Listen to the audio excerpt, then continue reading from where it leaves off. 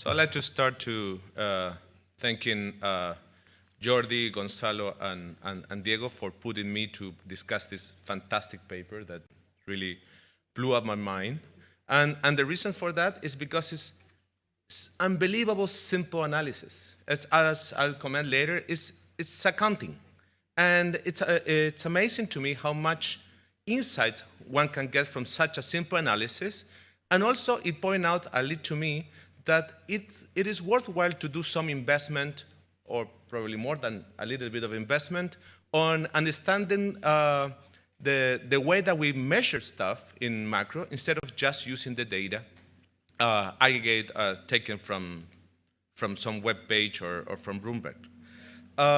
So my discussion is going to be, the first of all is that the title of the paper is The Supply Side Origins of Inflation. I'll add as of US inflation because that is what really the paper is about.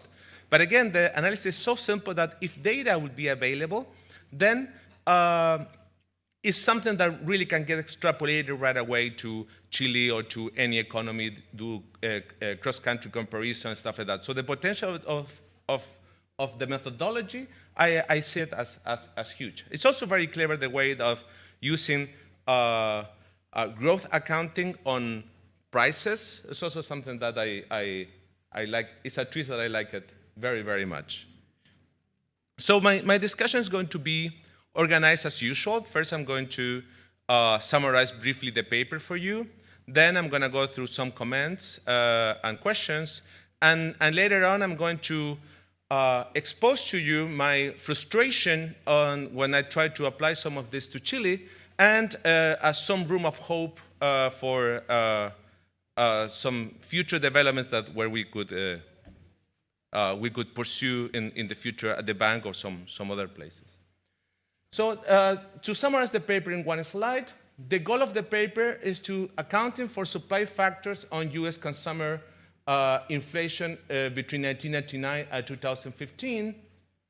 This accounting procedure is basically going to use the same techniques as growth accounting, but applied to CPI inflation, which is actually, I think, an excellent twist, because this is what central banks really care about. It's about CPI, not so much about the GDP deflector, which is something more natural coming from national accounting data.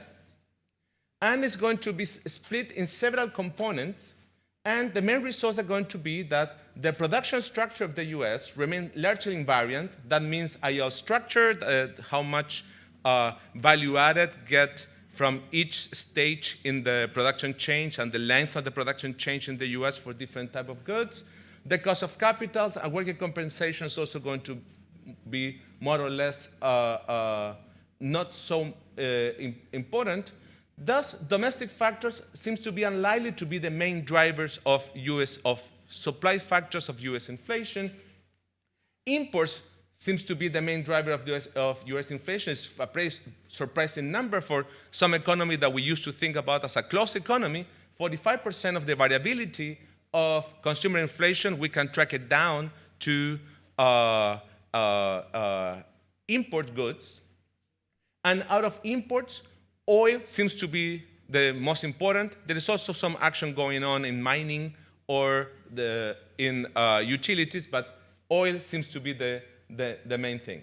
And let me emphasize once again that this is about consumption inflation. So this is taking the basket of consumption expenditure in the US and using input-output tables and national accounting to split that into several components, distinguishing by the stage in the production function and by how much value added and imports is an intermediate import requirement are needed in each of these stages.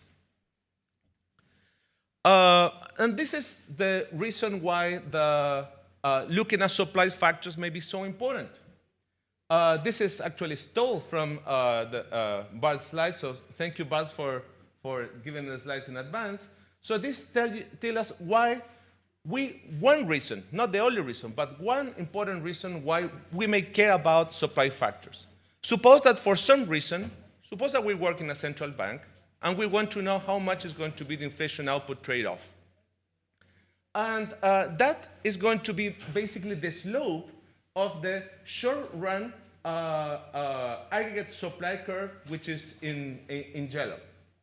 And the way to identify that, then we have the aggregate demand, which is the dark red line. And if the dark red line is the one that is moving around, then from data, we can identify the slope of the yellow line, which is what really we care about when we move the interest rate, when the central bank moves the interest rate to influence on the real economy. But now, so if fluctuations are driven by demand, then it's pretty easy to identify the slope, basically because we're going to have in the data a bunch of points along the yellow line. But what happened if for some reason, for some mystery in the data, the yellow line and the dark red line, they move together in a way that the rate of inflation remains above the target, but output is moving around. That seems reminiscent of what's been going on recently in Chile and the US and in the world. Then, if we collect the dots that we're going to get, that is going to be actual data, we're going to get a very flat, thank you, we're going to get a very flat line, which is not going to be the slope of the yellow line, which is really we care about. So identifying whether demand factors and supply, first, whether supply factors are important movements, are important drivers of the data, and whether they're really, what is the stochastic process and how much they're correlated with demand factors is of paramount importance for policy evaluations from the standing point of view of a central bank. Another very illuminating slide that I stole from Bart's presentation, so thank you again, Bart, for this, is if you look at the left side, it's basically three equations New Keynesian model. It's data generated from a three equations New Keynesian model in which demand and supply factors are assumed to be uncorrelated. So we can see that if we want to plot inflation and output as to measure the inflation output trade-off, we can get a pretty good idea of what is going to be, of what is being really imposed in the model once this fake data is being generated. But what happens if the correlation between demand shocks and supply shocks is just 0.5? This doesn't seem to be super high number. Then we get a very fuzzy cloud, and if we can try to think about how is going to be the relationship between inflation and output, we may get the wrong conclusion that it's going to be a negative slope. So that is one important reason why, first, learning whether supply factors are important drivers of inflation is important. And second, learning about the stochastic process that the supply factors may have and how much it could be correlated to demand factors. So the first set of comments that I have is that the paper established very clearly and in a very elegant way that supply factors are important, but it's not establishing a positive correlation between demand and supply factors, which is really what is driving the main difference between the left panel and the right panel. So a couple of words that I want to emphasize is that talking about factors is not the same as talking about shocks. So we probably need a model going beyond an accounting in order to relate factors to shocks. And then we need to think about how much, we need to learn about how these shocks are going to be really correlated between demand and supply. This does not mean, this by any means that supply factors may not be important for policy evaluation. We know that the way the central bank should respond to supply factors is going to be different than from demand factors. And if we live in a country where, let's say that the inflation target is 10%, but the actual inflation is 40, 50%, any coincidence with some real world countries is unintended. Then we're pretty clear that inflation may be a monetary phenomenon and it's going to be unrelated to supply factors. But let's say that we live in an economy with inflation target is 3, and inflation moves most of the time between 2 and 4. Then when we see inflation jumping from 2.8 to 3.5, learning whether that is a supply factor of demand factor turned out to be very important. Or what happens if we move out of the band of what the central bank may have.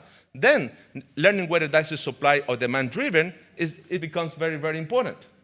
So the paper, and also the first step that we need to know about whether demand and supply shocks are correlated or not, is to know whether supply factors, whether there is some action going on the supply side of the economy that may move the inflation rate in a way that, that may make of judgment of monetary policy fuzzy. So another comment that I have is that, I already said this before, the beauty of the exercise is that it's just accounting. So it's so simple, it's so transparent, it's really something that we can do step by step and doing that like a homework for students or something. But it relies on assumptions. In particular, something that Bart stressed very much at the end of his talk, it relies on stable markups. And some of the conclusions that Bart gets is actually some action, quite a bit of action, is coming from movement in markups. We also have a quite bulk of evidence that we know that in the world, markups are going up.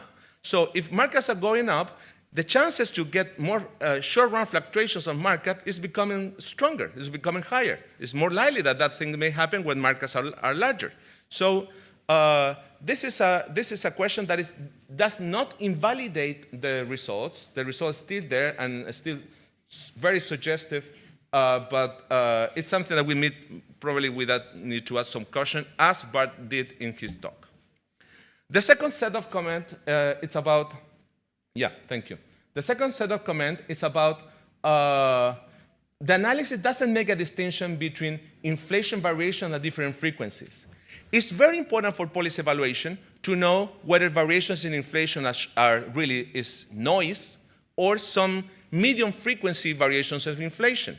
Noise can confuse judgment, and but we really care about with monetary policy is about mid-frequency variations of inflation. That's something that we can influence with monetary policy. So doing a little bit of that as an extension, or probably when we're going to think about doing this for Chile, may be important. Some question I have that I really have an answer is that the paper states that oil is one of the main drivers of inflation between 1989 and 2015 in the US. But in that period of time, there's been large variations of oil prices internationally. And some puzzle that we see is that it seems that inflation is moving much less, is responding much less to this big variation in oil prices relative to what we saw in the 70s. So if hypothetically we may have the data to run a similar exercise from the 70s, how much light this type of accounting exercise will give us about what are the reasons why it seems that inflation was so responsive to oil prices change in the past and not so much in more recent years. There is an issue about imported fuel versus domestic fuel in the US now, but let me take that aside. I only have 1 minute. And there are some unfortunate data limitations. So about the stable production structure in the US, the analysis is conducted distinguishing 14 industries. But that may be a too blunt, a too coarse definition of industries. We may like to go probably deeper in a higher degree of disaggregation to learn better about what is going on within these big industries and probably learn about the substitution or stuff going on between, let's say, sub-industries between in the same big classification. Because if I think about this, if I am a car manufacturer, I need to buy 4 tires for each car. No matter how technology has been changing, probably before it was some type of tire that I used to buy, now there's some others that may have different implications for inflation, but still I need to buy 4 tires. Finally, something that I'm missing in the analysis, I know that it's because of data limitation, but it would be extremely nice to have, extremely illuminating, to go deeper and breaking up what is going on in imports, given that imports is the main driver of supply fluctuations and inflation. National accounting data, if you ever seen the input-output tables, is basically distinguishes material requirements for a bunch of industries, and at the end, there is a line that is imports. But we don't know where imports are coming from, we don't know from which industries imports are coming from, and going deeper there, given that the main action coming from, on prices coming from imports, I think it's maybe important. Now let me go to the very last, so give me 1 minute, please, to let you know about my frustration when I tried to apply some of this to Chile. There is not enough data to replicate for a long period of time at least some of these results. So we have input-output tables of every year in Chile. It's only at a coarse degree of disaggregation, and the data about the value-added deflectors, which is what really is important here, is not really available. So I cannot even replicate some of the analysis. I could not even think about tackling some of the issues that I've been posing to you in this discussion.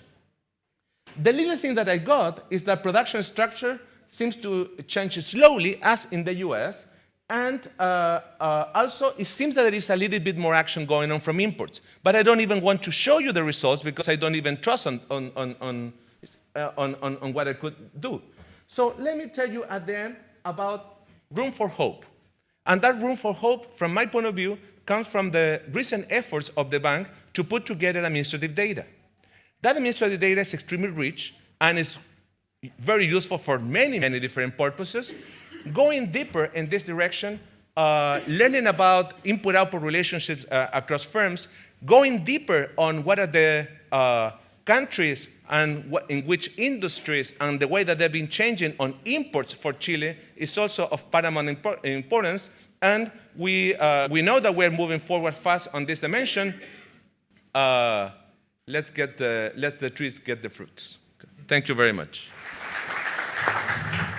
We have